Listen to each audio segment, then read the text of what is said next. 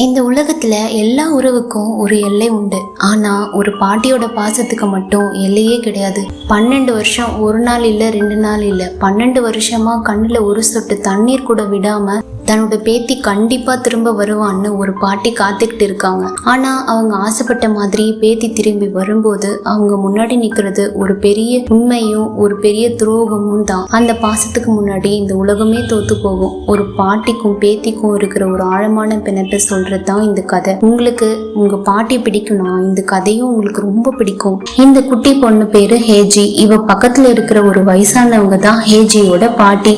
இவங்க ஒரு ஹெலியோவா வேலை செய்யறாங்க, அதாவது ஒரு சீ டைவர். இந்த பொம்பளைங்க கடலுக்குள்ள ஆழமா போய் அங்க இருக்கிற பாசி, சிப்பி, அப்புறம் கடல் தரையில இருக்கிற மத்த பொருட்களை எல்லாம் எடுத்துட்டு வருவாங்க. ஹேஜி அவங்க பாட்டி கூட ஜீஜு தீவுல வாழ்ந்துட்டு வராங்க. அவளோட அப்பா இறந்துட்டாங்க. அவங்க அம்மா வேறு ஒருத்தர் கல்யாணம் பண்ணிக்கிட்டு போயிட்டாங்க. ஆனா ஹேஜிக்கு அதுக்காக வருத்தம் இல்லை. அவளை ரொம்ப அன்பா பாத்துக்கிற பாட்டி அவ கூடவே இருக்கிறது அவளுக்கு சந்தோஷமா இருக்கு. 2 பேரும் ஒருத்தர் பிரியாம இருக்காங்க. ஒரு நாள் பாட்டி அவளுக்காக ஒரு பாக்ஸ் கலர் பென்சில் வாங்கி தராங்க. அன்னைக்கு இருந்து ஹேஜி வீடு முழுக்க வரைய ஆரம்பிக்கிறான். இவங்க கிட்ட டோவா அப்படின்னு ஒரு பன்னிக்குட்டியும் இருக்கு. ஒரு நாள் மதியம் ஹேஜி திடீர்னு பாட்டி கிட்ட கேக்குறா, பாட்டி வானம் பெருசா இல்ல கடல் பெருசான்னு. அதுக்கு பாட்டி சொல்றாங்க, கடல் தான் பெருசு. ஏதாவது உன்னோட முடிவை நீ பாத்திருக்கீங்களான்னு ஹேஜி கேக்குறா. பாட்டி மென்மையா சொல்றாங்க, நான் பார்க்கலனாலும் நீ பெரியவள் ஆகும்போது உனக்கே அது புரியும்னு. அன்னைக்கு ராத்திரி ஹேஜி அவளோட புது கலர் பென்சிலால பாட்டியோட படத்தை வரைய ஆரம்பிக்கிறா. ஆனா பாட்டியோட முடிக்கு கலர் அடிச்சு முடிக்கிறதுக்கு முன்னாடியே பாட்டி அவளை சீக்கிரம் தூங்க சொல்றாங்க. ஏன்னா அடுத்த நாள் காலையில அவங்க சிட்டிக்கு ஒரு கல்யாணத்துக்கு போகணும். ஹேஜி கலர் பென்சில் பாக்ஸ் பையில வச்சுக்கிட்டு பாட்டி பக்கத்துல தூங்குறா. அடுத்த நாள் கல்யாணத்துக்கு போற வழியில ஜாமான் வாங்குறதுக்காக ஒரு மார்க்கெட்ல நிக்கிறாங்க. பாட்டி ஹேஜிக்காக தேவையானதை எடுத்துக்கிட்டு இருக்கும்போது திடீர்னு பார்த்தா ஹேஜியை காணும். அவங்க எல்லா இடத்துலயும் தேடுறாங்க, ஆனா அவளை கண்டுபிடிக்க முடியல. பேத்திய தொலைச்சது பாட்டியோட இதயத்தையே உடைச்சிடுச்சு. 12 வருஷம் ஓடிடுச்சு. ஹேஜி இப்போ ஒரு டீனேஜ் பொண்ணா வளர்ந்துருக்கா. அவ மினின்னு ஒரு பொண்ணு கூட சுத்திக்கிட்டு இருக்கா. 2 பேரும் ஒரு மேக்கப் கடைக்கு போறாங்க. மினி அங்க இருந்து நிறைய மேக்கப் பொருட்களை திருடுறா. 2 பேருக்கும் பாதுகாப்பாக யாருமே இல்ல. அவங்க தனியா தான் இருக்காங்க. மினிக்கு அழகு மேக்கப் இதுலதான் ரொம்ப பைத்தியம். ஆனா ஹேஜிக்கு அதெல்லாம் துளி கூட ஆர்வம் இல்ல. அவ லிப்ஸ்டிக்க கூட படம் வரையத்துக்கு தான் யூஸ் பண்ணிக்கிறா. அப்போ அவங்க ஃப்ரெண்ட்ஸ்ன்னு சொல்லிக்கிற 2 பசங்க வராங்க. அவங்க சாப்பாடு கொடுத்துட்டு அதுக்கு பதிலா இவங்களை வேலை செய்ய சொல்றாங்க. இந்த தடவை அந்த பசங்க மினிய ஒரு விபச்சாரி மாதிரி நடிக்க சொல்லி ஒரு ஹோட்டல் ரூம்ல ஒரு ஆளை மீட் பண்ண சொல்றாங்க. நீ எதுவும் பண்ண வேணாம், சும்மா நடிச்சா போதும்னு வாக்கு கொடுக்கறாங்க. ஆனா மினி ரொம்ப பயப்படுறா. அதனால அவளுக்கு பதிலா ஹேஜி அங்க போறா. அங்க அந்த ஆளு ஹேஜி கூட தனியா இருக்கும் போது அந்த 2 பசங்களும் உள்ள வந்து அவளை மிரட்டி பணம் கேக்குறாங்க. அந்த ஆளு சண்டை போடுறான். அந்த போராட்டத்துல தற்செயல அவன் தலை ஒரு பர்னிச்சர்ல இடிச்சு ரத்தம் கொட்டி மயங்கி விழுந்துடுறான். அவன் செத்தே போயிருக்கலாம்னு கூட தோணுது. பயந்து போன அந்த குரூப் ஹோட்டலை விட்டுட்டு அந்த ஊரை விட்டுட்டே ஓடிட்டாங்க. இப்போ வீடு இல்லாம அவங்க தெருவிலேயே தூங்குறாங்க. மினி கொஞ்சம் சாப்பாடு கொண்டு வரா. சாப்பிடும்போது ஒரு ஃபுட் பேக்கெட்ல காணாம போன ஒரு குழந்தையோட போட்டோவை பாக்குறாங்க. அது ஹேஜி தான். 12 வருஷம் ஆகியே அவங்க பாட்டி இன்னும் அவளை தேடுறது நிறுத்தல. ஜேஜு ஐலாண்ட்ல அந்த பாட்டி இன்னும் தனியாவே வாழ்ந்துட்டு இருக்காங்க. காணாம போன பேத்தியும் இன்னும் தேடிக்கிட்டே இருக்காங்க. ஒரு ரியல் எஸ்டேட் புரோக்கர் வீட்டை விற்க சொல்லி டார்ச்சர் பண்ணிக்கிட்டே இருக்கான். ஆனா அவங்க ஒவ்வொரு தடவையும் மறுக்கிறாங்க. அந்த வீடு முழுக்க நினைவுகளும் நம்பிக்கையும் தான் இருக்கு. ஹேஜி ஒரு நாள் கண்டிப்பா வருவான்னு அவங்க நம்புறாங்க. அவங்களோட அன்பா பக்கத்து வீட்டுக்காரர் சுக்கோ வராரு. அவரு ஹேஜிய தன்னோட சொந்த பொண்ணு மாதிரி நேசிச்சவரு. ஒருவேளை வீட்டை வித்துட்டு இந்த துயரத்தை எல்லாம் நிறுத்திட்டு மிச்ச வாழ்க்கையை நிம்மதியா வாழலாமேன்னு. ஆனா பாட்டி உறுதியா சொல்றாங்க, இல்ல அவ போக மாட்டா, இன்னும் இல்ல. ஹேஜி வீட்டுக்கு வர வரைக்கும் விற்க மாட்டேன். அப்போ போன் அடிக்குது. அது போலீஸ் தான். ஹேஜி கிடைச்சிட்டான்னு சொல்றாங்க. பாட்டியோட இதயம் மறுபடியும் வெளிச்சமாகுது. அதுக்கப்புறம் அவரோட பொண்டாட்டியும் பாட்டிய போலீஸ் ஸ்டேஷனுக்கு கூட்டிட்டு போறாங்க. ஹேஜி காணாம போனப்போ உண்மையிலேயே அவங்க அம்மா தான் அவளை கடத்திட்டு போயிருக்காங்கன்னு போலீஸ் சொல்றாங்க. அதுக்கப்புறம் அவங்க அம்மா ஒரு கார் விபத்துல இறந்துட்டாங்க. அவளோட அந்த அப்பா ஹேஜியை ஒரு அனாதை இல்லத்துல விட்டுட்டாரு. போலீஸ் எல்லா வேலையும் முடிச்சுட்டு டிஎன்ஏ டெஸ்டுக்காக சாம்பிள் எடுக்கிறாங்க. இப்போ 12 வருஷத்துக்கு அப்புறம் பாட்டி கடைசியா ஹேஜியை பாக்குறாங்க. அவங்க எதையும் சந்தோஷத்தாலையும் சோகத்தாலையும் நிறைஞ்சிடுது. கண்ணீரோட, நீ ஏன் இவ்வளவு நாள் என்னை பார்க்க வரலன்னு கேக்குறாங்க. ஹேஜி சொல்றா, அம்மா என்கிட்ட நீங்க இருந்துட்டீங்கன்னு சொன்னாங்க, அதனாலதான் நான் வரல. ஆனா இப்போ பாட்டியை பார்த்ததும் அவளுக்கும் ரொம்ப சந்தோஷமா இருக்கு. ஹேஜி வந்ததை கொண்டாடுறதுக்காக குடும்பமே சேர்ந்து ஒரு பெரிய பார்ட்டி வைக்கிறாங்க. ஹேஜி அவளோட ரூமுக்கு போய் சின்ன வயசுல வரைஞ்ச ஓவியங்கள் எல்லாம் பாக்குறா. அப்புறம் அவளோட பழைய கலர் பென்சில் பாக்ஸ் எடுக்கிறா. பாட்டி அதை பார்த்துட்டு, இது இன்னும் உங்ககிட்டதான் இருக்கான்னு கேக்குறாங்க. அன்னைக்கு மார்க்கெட்ல ஹேஜிக்கு நிறைய நல்ல விஷயங்களை வாங்கி தரணும்னு பாட்டி ஆசைப்பட்டாங்க. அந்த சந்தோஷத்துல எப்ப அவ கையை விட்டோன்னு அவங்களுக்கே தெரியல. ஆனா இன்னைக்கு அப்புறம் நம்ம கஷ்டப்பட வேண்டாம், எல்லாரும் ஒன்னா சந்தோஷமா இருப்போம்னு சொல்றாங்க. அன்னைக்கு ராத்திரி எல்லாரும் ரொம்ப ஜாலியா இருக்காங்க. இவ்வளவு வருஷத்துக்கு அப்புறம் அந்த பாட்டியோட வாழ்க்கையில சந்தோஷம் திரும்பி இருக்கு. ஆனா ஹேஜிக்கு இன்னும் அந்த இடத்துல ஏதோ ஒரு ஒட்டுதல் இல்லாத மாதிரி இருக்கு.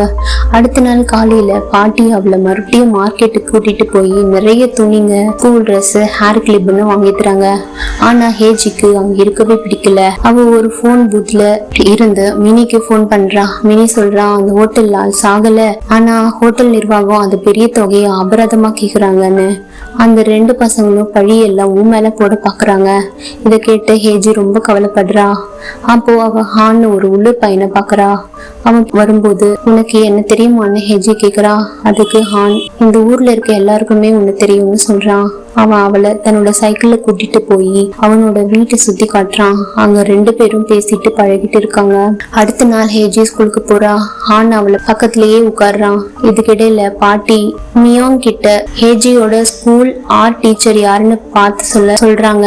தன் பேத்திக்கு சின்ன வயசுல இருந்தே டிராயிங் பிடிக்குங்கிறதால அவளை ஒரு கலைஞரா ஆக்கணும்னு ஆசைப்படுறாங்க. ஸ்கூல்ல ஆர்ட் டீச்சரு ஒரு தலைப்பும் கொடுக்காம உங்களுக்கு பிடிச்சதை வரைங்கன்னு சொல்றாங்க. எல்லா ஸ்டூடெண்ட்ஸும் வரைய ஆரம்பிக்கிறாங்க. ஆனா ஹேஜி எதையும் வரையாம அப்படியே உட்காந்துருக்கா. டீச்சர் பக்கத்துல வந்து உனக்கு என்ன பிடிக்குமோ அந்த வரைன்னு சொல்றாங்க. ஆனா ஹேஜி பென்சில தூக்கி போட்டுட்டு, என் மனசுல எதுவும் வரல, என்னை கிளாஸை விட்டு போக சொல்ல போறீங்களான்னு கேக்குறா. டீச்சர் உறுதியா, நீ எதையாவது வரைகிற வரைக்கும் இங்கேயே தான் உட்காந்துருக்கணும்னு சொல்றாங்க. மத்த எல்லாரும் வரைஞ்சிட்டு போயிடுறாங்க. ஆனா ஹேஜி மட்டும் காலியான கேன்வாஷோட அப்படியே உட்காந்துருக்கா. அவளுக்கு பென்சிலால வரையவே பிடிக்கல. டீச்சர், நீ ரொம்ப பிடிவாதக்காரின்னு, சரி வீட்டுக்கு போன்னு சொல்லிடுறாங்க. ஹேஜி கோவமா எழும்பி வெளியே போறா. ஆனா வெளியே வரும்போது அவளுக்கு பென்சில் பேக் கீழே விழுது. அதுல இருந்து லிப்ஸ்டிக் வெளியே வருது. அவ அந்த லிப்ஸ்டிக்கை உடைச்சி அதை வச்சே வரைய ஆரம்பிக்கிறா. ராத்திரி ஆகிடுது. டீச்சர் கேக்குறாங்க, இன்னும் வீட்டுக்கு போகலையா, என்ன பண்றீங்கன்னு. நான் வரைஞ்சி முடிச்சிட்டேன்னு சொல்லிட்டு ஹேஜி வருத்தத்தோட கிளம்புறா. ஹேஜி லிப்ஸ்டிக் அப்புறம் கரிய வச்சு வரைஞ்சி அந்த அருமையான படத்தை டீச்சர் பாக்குறாங்க. ராத்திரி ரொம்ப நேரமாகியும் ஹேஜி வராததால பாட்டி கவலையா இருக்காங்க. ஹேஜி வந்த உடனே வா சாப்பிடலான்னு கூப்பிடுறாங்க. சாப்பிட உட்காரும் போது பாட்டி ரொம்ப அன்பா அவளுக்கு தெரிஞ்ச ஸ்பெஷல் சோறு உருளைய ஹேஜிக்கு ஊட்டி விடுறாங்க. தயங்கினாலும் ஹேஜி அதை சாப்பிடுறா. அடுத்த நாள் ஆர்ட் டீச்சர் ஹேஜியை கார்டனுக்கு கூட்டிட்டு போய் அங்க இருக்கிற ஒரு சிலைய படம் வரைய சொல்றாங்க. ஹேஜி ஆர்வமா அவளோட கலர் பாக்ஸ் எடுக்கிறா. ஆனா டீச்சர் பென்சிலை யூஸ் பண்ண சொல்றாரு. ஹேஜிக்கு கலர்ல வரையதான் பிடிக்கும், பென்சில்ல ஸ்கெட்ச் பண்றது அவளுக்கு அந்த அளவுக்கு பிடிக்காது. இதுக்கிடையில பாட்டி மியோங் கிட்ட ஹேஜிய பத்தி பேசுறாங்க. ஹேஜி வந்த பிறகு அவ இந்த சூழ்நிலைக்கு பழக ரொம்ப கஷ்டப்படுறத கவனிக்கிறாங்க. அவளுக்கு அந்த பழைய வீடு, பழைய பாத்ரூம் இதெல்லாம் ரொம்ப கஷ்டமா இருக்குன்னு பாட்டி நினைக்கிறாங்க. அதனால ஹேஜிக்காக ஒரு நவீனமான அபார்ட்மெண்ட்டுக்கு மாறலான்னு யோசிக்கிறாங்க. அன்னைக்கு ஹேஜிக்கு வீட்டுல ஆர்ட் டீச்சர் எழுதின ஒரு பெயிண்டிங் புக் கிடைக்குது. அதை பார்த்து டீச்சரோட வேலையை ரொம்ப ரசிக்க ஆரம்பிக்கிறா. தம் பேத்தி கத்துக்க ஆர்வமா இருக்கிறத பார்த்து பாட்டிக்கு ரொம்ப சந்தோஷம். இவ்வளவு வருஷமா விற்க மாட்டேன்னு அடம்பிடிச்ச வீட்டை விற்கிறதுக்காக ரியல் எஸ்டேட் புரோக்கரை கூப்பிடுறாங்க. எந்த யோசனையும் இல்லாம பேப்பர்ல கையெழுத்து போடுறாங்க. எல்லாம் ஹேஜி கூட நல்ல வீட்டுல மாறணுங்கிறதுக்காக தான். ஸ்கூல்ல டீச்சரும் ஹேஜியை ஒரு பெரிய கலைஞர் ஆகணும்னு முடிவு பண்றாங்க. ஒரு நாள் அவகிட்ட ஒண்ணு சொல்றாங்க, ஹேஜி, நீ எப்பவும் நிழல்கள் மாதிரியே கவனம் செலுத்துற. ஆனா ஒரு சிறந்த கலைஞன் ஒளிய பார்க்கணும், நிழல்களை மட்டும் இல்ல அப்படின்னு சொல்றாங்க. ஸ்கூல் முடிஞ்சதும் ஹான் ஹேஜியை ஒரு அமைதியான பச்சை பசேல்னு இருக்கிற இடத்துக்கு கூட்டிட்டு போறான். அவளை சந்தோஷப்படுத்த ஸ்பீக்கர்ல பாட்டு போடுறான். திடீர்னு ஹானோட போன் அடிக்குது. ஹேஜி அதை உத்து பாக்குறா. யாருக்காவது போன் பண்ணணுமான்னு ஹான் கேக்குறான். ஹேஜி ஆமான்னு சொல்லிட்டு மினிக்கு போன் பண்றான். ஆனா மினி பேசுறதுக்கு முன்னாடி அந்த 2 பசங்களும் போனை பிடுங்கி சீக்கிரம் பணம் அனுப்பலன்னா மினியோட நிலைமை மோசமாயிடும்னு ஹேஜியை மிரட்டுறாங்க. இதை கேட்டு ஹேஜி பயந்து போறா. ஒரு நாள் ஹேஜி ஆர்ட் டீச்சர் கிட்ட இனிமே எனக்கு வரைய வேண்டாம், இதுல எனக்கு விருப்பம் இல்லைன்னு சொல்றா. டீச்சர் மெதுவா ஒரு கப்போட திறந்து பாட்டி அவளுக்கு கொடுத்த எல்லாத்தையும் வெளியே எடுக்கிறாங்க.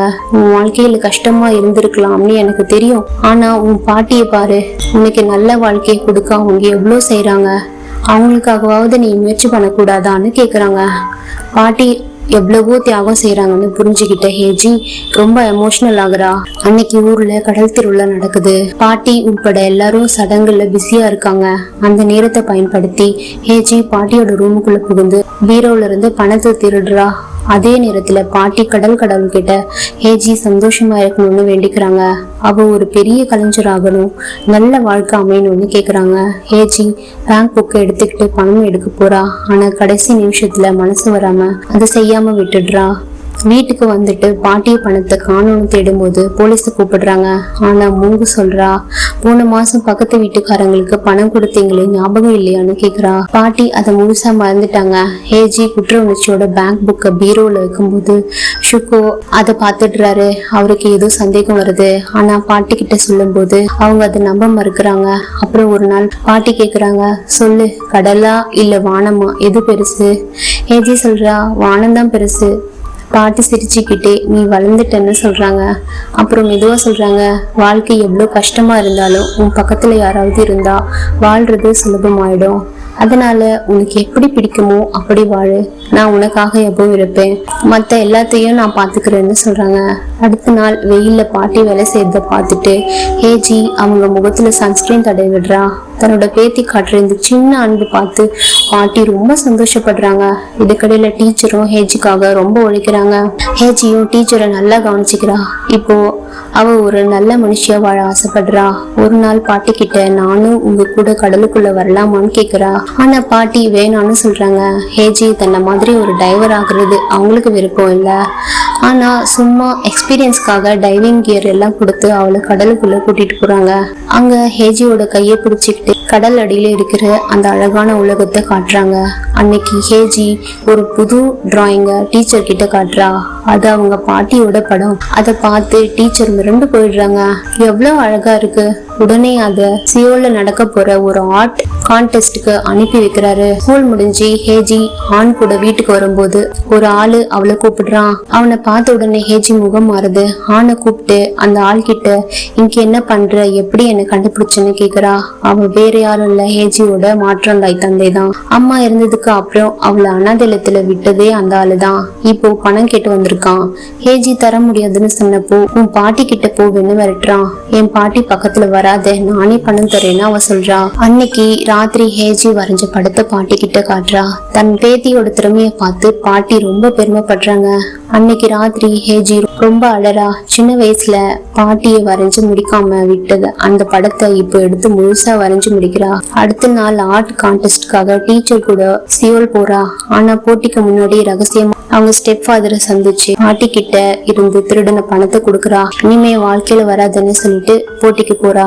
போட்டி முடிஞ்சது. ஹேஜிய காணோம். அவ ஒரு கடிதம் வச்சுட்டு போயிருக்கா. டீச்சர், இந்த டிராயிங்க்கு தான் நான் ஒப்புதல் வாக்குமூலம்னு பேர் வச்சிருக்கேன். எனக்கு இன்னும் இருட்டு தான் பிடிச்சிருக்கு, வெளிச்சம் எனக்கு இல்ல, அதனால நான் போறேன், என் பாட்டிய பாத்துக்கோங்கன்னு இருக்கு அதுல. அதே நேரத்துல சுகோ டிஎன்ஏ ரிப்போர்ட்டோட பாட்டி வீட்டுக்கு வராரு. அதுல ஹேஜி பாட்டியோட சொந்த பேத்தியே இல்லைன்னு தெரியுது. ஆனா பாட்டி அதை நம்ப மறுக்கிறாங்க. நான் இதை ஏத்துக்க மாட்டேன், இங்க இருந்து போ அப்படின்னு சுகோவை அனுப்பிடுறாங்க. இன்னொரு பக்கம் ஹான் மனசு கேட்காம ஹேஜி தான் போன்ல இருந்து கூப்பிட்டு அந்த நம்பருக்கு போன் பண்றான். அப்படிதான் அவன் மினி கூட பேசுறான். அன்னைக்கு ராத்திரி ஹேஜி மினியை பார்க்கும்போது அந்த 2 பசங்களும் வந்து பணம் கேட்டு மிரட்டுறாங்க. அவகிட்ட பணம் இல்லாதால அவளை அடிக்கிறாங்க. ஆனா கரெக்டா அந்த நேரத்துல ஹான் போலீஸோட அங்க வரான். மினி மூலமா எல்லாத்தையும் தெரிஞ்சுக்கிட்டு அவன் காப்பாத்த வந்துட்டான். ஹேஜிய போலீஸ் கூட்டிட்டு போறாங்க. பாட்டி அழுதுகிட்டே ஓடி வராங்க. நீ நிஜமாவே என்னோட ஹேஜி இல்லையா? எல்லாரும் நீ இல்லன்னு சொல்றாங்க. அவங்க போய் சொல்றாங்க தானே, நீதான் என்னோட ஹேஜி அப்படித்தானேன்னு கேக்குறாங்க. இப்போதான் அந்த உருக்கமான உண்மை வெளியே வருது. அந்த பொண்ணு நிஜமான ஹேஜியே கிடையாது. போலீஸ் அவளோட அப்பாவையும் கூட்டிட்டு வராங்க. முழு கதையும் இப்பதான் தெரியுது. பல வருஷத்துக்கு முன்னாடி ஹேஜியை அவங்க அம்மா தான் மார்க்கெட்ல இருந்து கடத்திட்டு போனாங்க.